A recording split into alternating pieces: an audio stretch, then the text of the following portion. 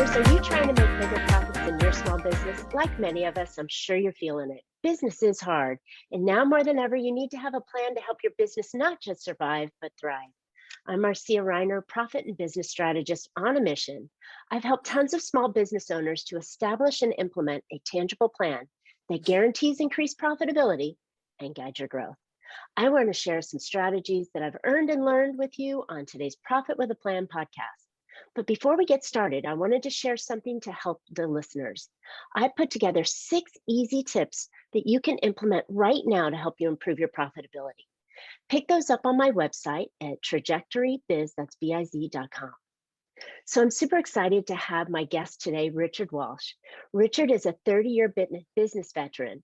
He is also a best-selling author of Escape the Owner Prison and the contractor's new way to scale, regain control, and fast track your growth while loving life. Love the title. As the creator of the ETOP, that's Escape the Owner Prison Academy business coaching program, and the host of ETOP podcast, his ultimate mission to help 10,000 business owners free themselves from their self-imposed shackles to their business and to create freedom in their lives to do what they want, when they want, and still be massively successful. Yes, I'm loving this. All right, Richard, welcome to the podcast. Thanks, Marcia. Great to be here. I really appreciate you having me on. Yeah, so this is wonderful. So this is something that I've been really focusing on lately is owner dependency. My philosophy is if the business can't run without you, you can't sell that business in the future.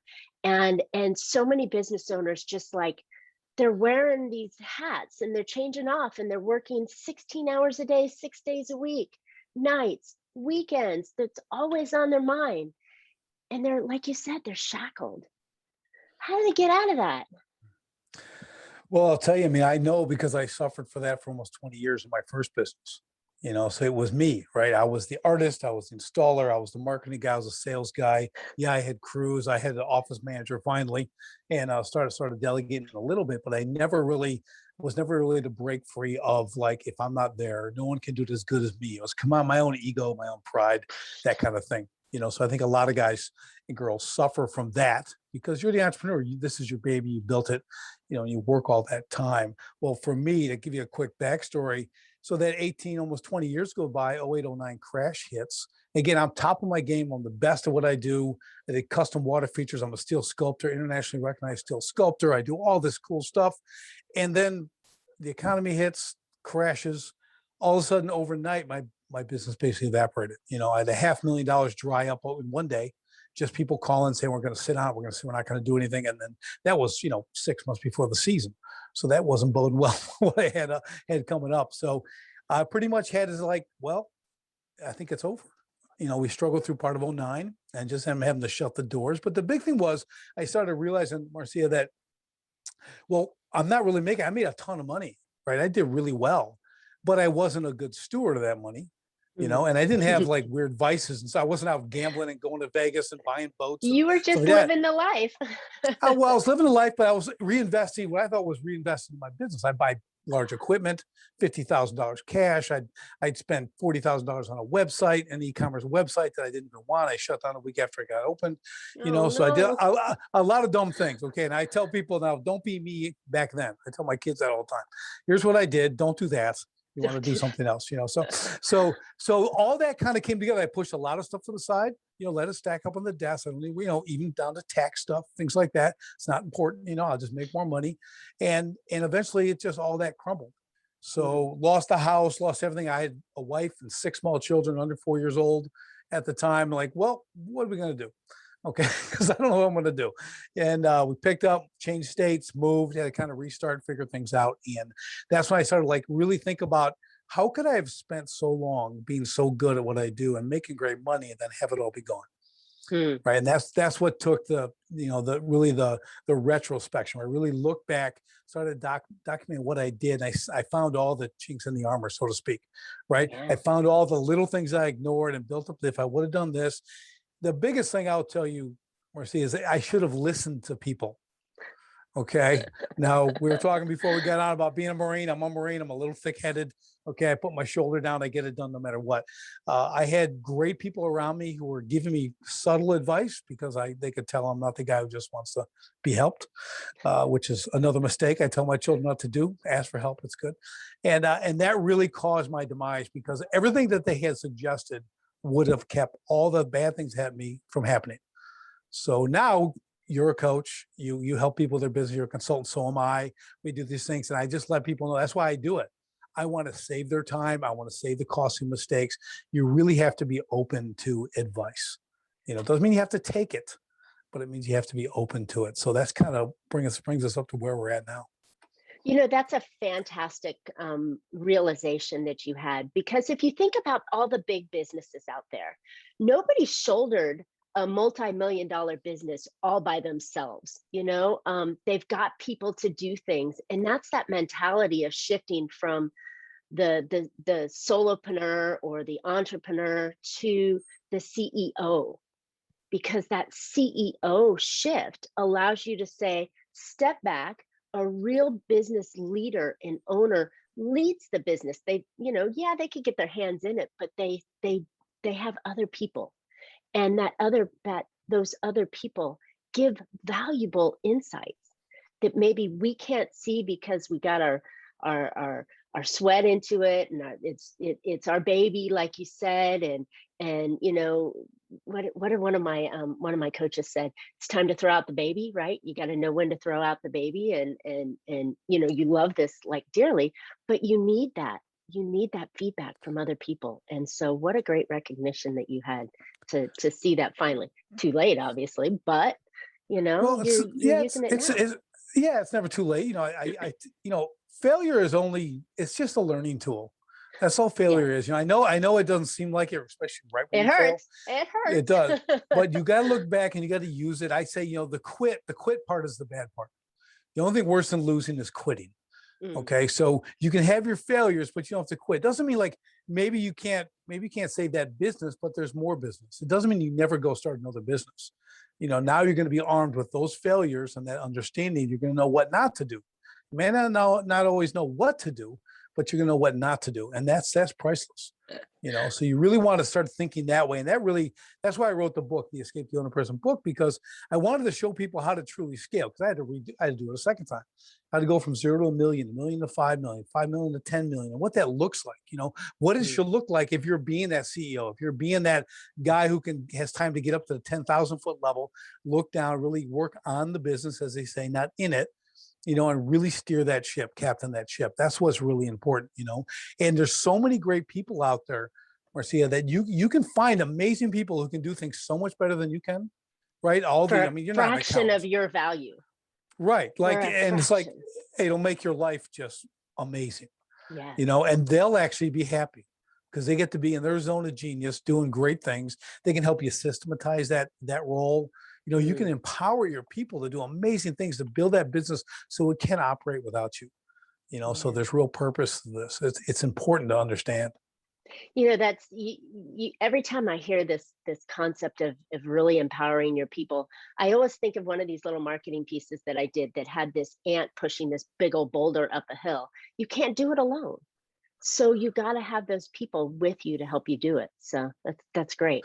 So talk to me about how you mentioned you've got to empower your people and you've got to step away from the business and everything. Talk to me more about some of the challenges that we face as small business owners trying to get to that, 2 to 5 million range. We're already got a business running, but it's us. How do we get out of us? Get I out tell of you, our own way? The trick I learned, Marcia, is that, and I call it exit strategy. You got to focus on your exit strategy. Okay. And people are like, well, I'm not even barely making money, or I've been in business a year or two. I'm going to do this thing forever. That's my favorite. I'm going to do this forever. I just think, okay, you haven't been around too long, have you? Okay. Because nothing lasts forever. And maybe you will, but things there's things that are going to be out of your control. They can change things and numerous other things. Right. So an exit strategy is starting with the end in mind.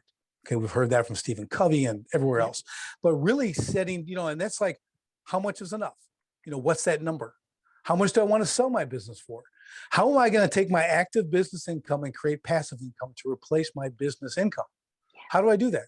I got to build that. So what I call my exit strategy is the ultimate business filter, right? So every decision I make has to be run through my exit strategy. Does it get me closer to my exit, or does it take me further away from it? If it takes me further away, it's got to be a no. It keeps you disciplined. It keeps Mm. you very, very focused on your targets. And you start to develop programs, you innovate, everything else to catapult you towards that exit.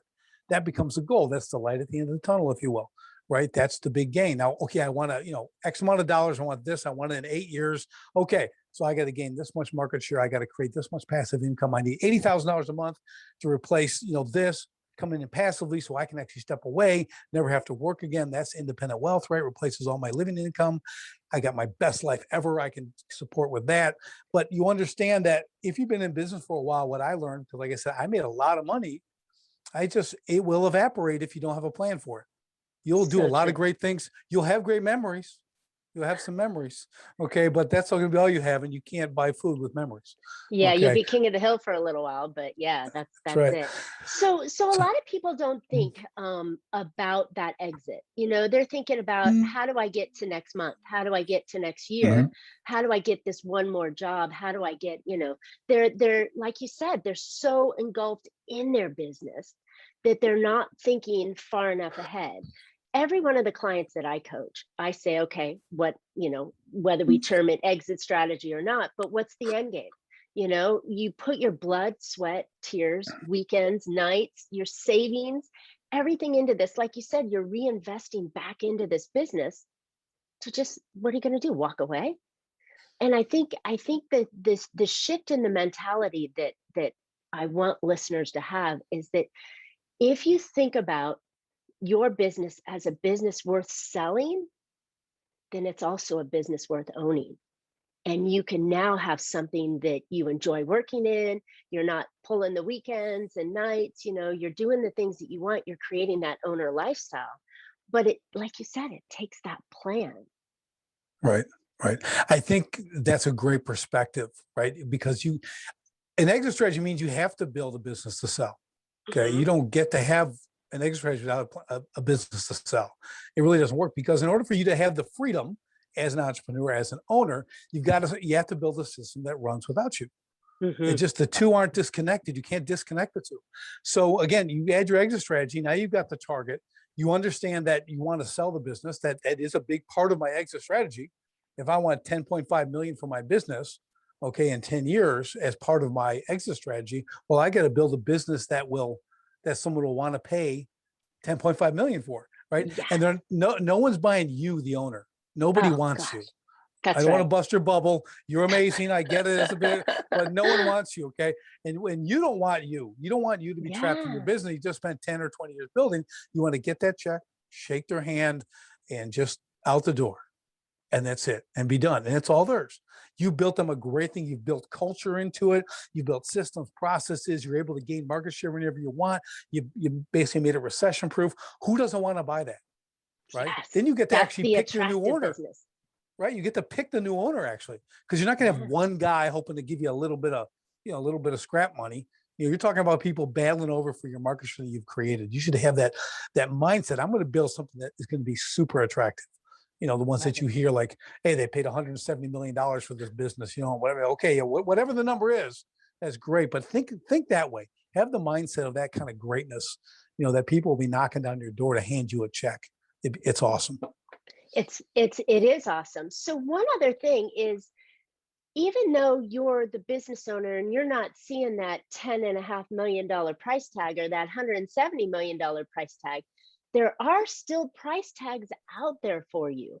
And so there are people that don't want to do what you did over the years and struggle for it. You may end up selling your business for couple 100,000 if you don't grow it to a $10 million business, because there's still people that want to buy your business.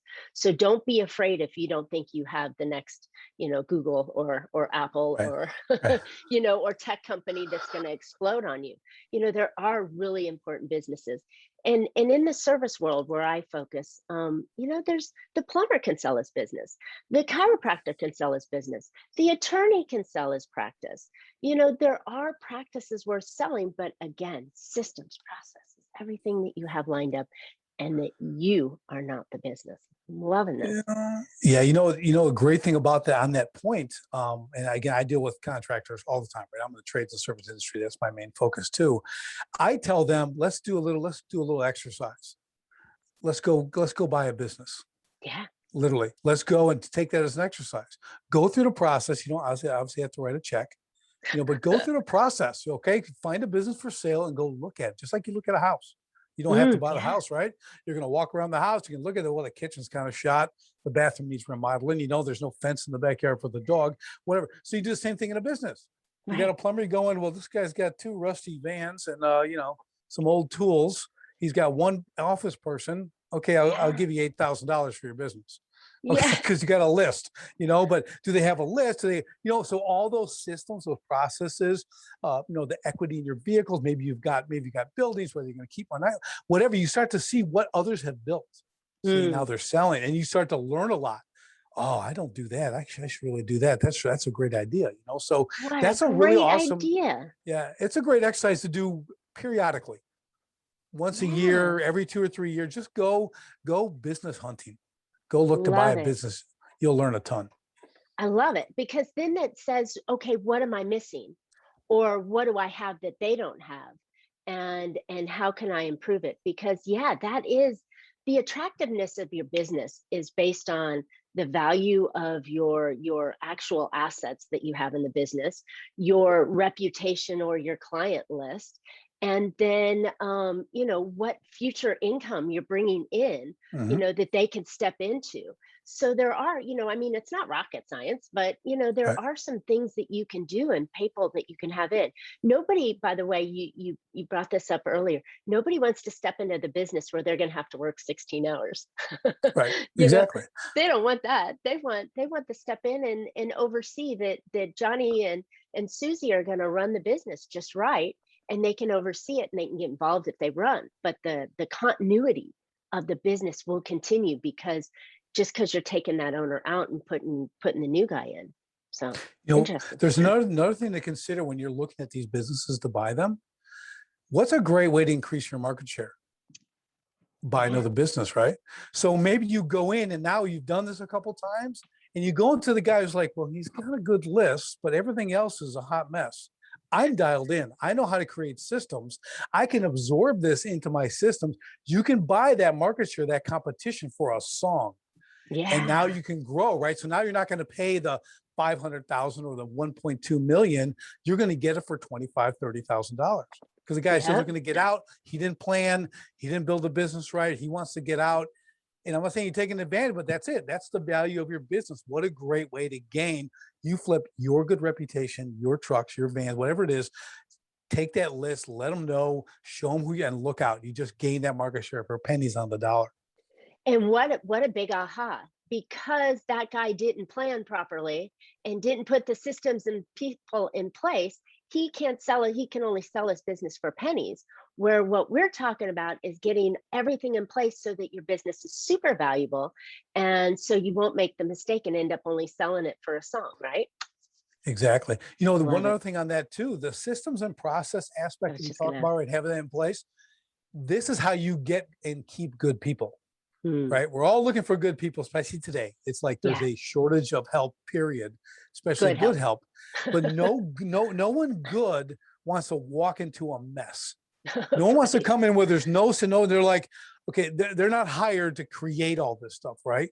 So you Right. have to get, now you can still have people obviously on the payroll before this, but that should be your goal, to really tighten up the systems and processes so the great people come in and they'll just make them better.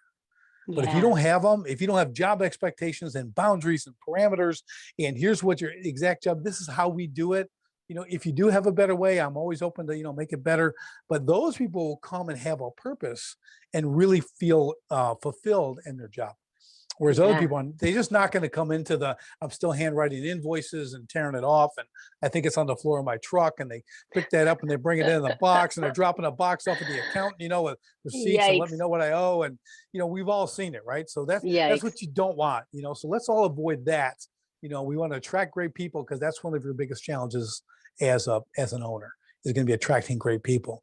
But a dialed in system is the number one way to get great people. So let's talk a little bit more about that system. So I know you're in the contracting world, but these kind of systems can cross over to other Mhm. industries along the way. But so talk about what kind of systems. So if you were coming in and you were going, okay, I have to systematize my business, what's the first thing that you would do? Well, first thing, you got to break it down. Okay. You don't just pick one. You have to say, what are they? We call them silo, stack, segments, steps, right? We take them through that. So we kind of big silos. What are the big? Is it marketing? Is it is it bidding? So you break up these big ones. Then inside you start making, okay, what's next? And so what does that look like inside there? You bring it all the way down to the steps, like the if thens. If they do this, Mm, then I do this. If I do this, just like if you're coding a computer, right? It all depends on what the first action was, will dictate the next action. So you mhm. start to create that. And you can literally do that in pencil and paper. Start to break it down, really take your business, each part of it. Like I said, the marketing, the admin aspect, the office manager, break that down. What does that look like? Here's my accounting. What does it look like? Then you got to start breaking those down. You can get, you can make flow charts. I love to make flow charts. I have a sales procedure system. It's 33 steps. Okay, we're like 30. It's a lot. The sales process is a lot. And this is the first call all the way through after the job is complete. You've collected the thank you gifts and then the ongoing email campaigns, right, to get the next sale from the same person. Mhm. So there's a whole flow to all this. So you start to create those, and now they're in place, and now everyone understands where they're going step by step by step. Right? Oh, I get it. Okay, I do this. So you want to build that. It takes time. This is the hardest part, and I think it's the most unattractive aspect to any entrepreneur, is to do this, is to build Yeah. these systems, right? Yes. But if you're ever going to get to that level where you can walk away, you can be handled, you have to build them. Your business will not function without Yeah. these systems. So spend the time now and have tons of freedom later. I think another first step would be which is going to make the biggest impact, or who are you going to hire next? So some of us in the smaller space, we're making our second or third hire, or even the first hire, and what job are we going to have them do? And then you start with that SOP, standard operating procedure, Mhm, and then mhm. you start building those pieces out. So I think it can be overwhelming, and talking to business owners that don't have any more time in the day, they don't want to add this monstrous task to them. But it's like my mom used to say, you're eating an elephant, so start at the tail and start small and making your way through. But it is something that is so important to really, whether you're selling or not, to take your business to the next level, is to have operating procedures that come in, and someone can step in that role and get it done, and you have confidence that they're going to do it the way you want them to do it. Right. It's duplicatable, right? So you've Yeah. got a great office manager, and she's killing it and doing everything. It's so awesome. And then you create this great system, because all of a sudden, oh, I'm going to be on maternity leave for 2 months. Okay, or whatever. And God bless her. That's nothing wrong with that. You're going to come back, I sure hope. But I can't spend 2 months training someone. I need Yes. 2 days. So a Yes. system gets them in, they understand, oh, I do this. You put it in video format, they can watch it at home and learn, they can whatever. So we really make it very accessible to the Yes. people who are going to in that role, but we want everyone to be up to speed as quick as possible. And this can go for the guy swinging a hammer on the roof. It's the same thing. There's no difference, it all, Yeah. eventually you'll build them for all of that so they understand. And like I Yeah. said before, people want to work for places like that because they understand the expectations of them, right? They understand what I expect from you on the job. They don't want to be blindsided with, hey, you're supposed to do this. Well, you never told me. I don't Right. like never told me's either. Why aren't you doing this? I wasn't told. Okay, well, so you got to be very clear on that stuff. But it's a great way to build um, a way to really keep a smooth operating. And as you know, it'll increase your profitability just by creating those systems. Whatever you spend to make Exactly. them which isn't a lot really. It's more time. It's your time. That's what you're really spending. But that is going to, and you won't, I'm not talking about a little bit of profitability. It's going to create a lot because, man, is it going to open your eyes and open doors to things you weren't even thinking about as you build your way down that list, on procurement and all kinds of things. It's amazing. And I think the greatest thing is that we business owners are, like you said, we're wearing all these hats. We're swinging the hammer. We're sweeping the floors. We're doing our, basic accounting. We're chasing the leads. We're doing all these things. If you take the time up front and even now to create those systems, you're giving yourself time back, because now you can delegate and you can hire and you can do the things, because we're done with the 16-hour a day, 6 or 7 days a week, missing the kids' baseball game because you're thinking about work, or you gotta chase this or do that. So these systems and this creation of having an owner dependent business will free you up. It's probably the biggest mindset shift and action shift that you can do as a business owner. And it will create a profitable business that you can sell sometime in the future. I love this conversation. For sure. And the thing, it doesn't matter if you're in business your first year or your 10th year. It can be done today. You can start right now with a pen and paper, and you can start doing these systems. And it really should be a priority. Like I said, understand the exit, get that clarity where the business needs to go, start building out those systems. And like I said, there's a lot of other doors that'll open. But like you said, time is what we want. We got into business for freedom. All right. That's what we got in. Right. Yeah. And I'm telling you, but I did 20 years on it. And I love to work. I'm not lazy. I loved every 16-hour day. I loved it doing my stuff. But then I get a family and 6 kids, and all of a sudden I'm like, man, I'm never going to see them. That's right. I'm like, I leave in the dark and I come home in the dark, and I'm putting them to bed, and they're crying, when I leave, and they're attacking me when I get home, and that's when I had a big epiphany. Like, I can't continue a life and teach my children that business is number one. Good. That it's 16 hours a day, and I got to do this for you, and all that. I would perpetuate that generation to generation, right? I'm like, this is not what business is. This is not how you raise a family. Okay, my dad worked all the time. He gave me a great work ethic. I thank him for that. He's never around. Okay, that's not a good thing. Okay, and I didn't want to do that for my kids. I wanted to homeschool my kids. My wife's at home. I want to be a part of that. So I don't want the 16 hours a day. I want 6 or 7 hours a day, broken up, because I do still like to work, and I got things I want to do, and I want to grow their businesses. So, but at the same time, I'm like, I understand. I'll never see my son run that 800-meter again that day on that track. If I miss that, I'm never getting that back. That one day could be a PR, could be the worst race of his life, but I don't want to miss either one.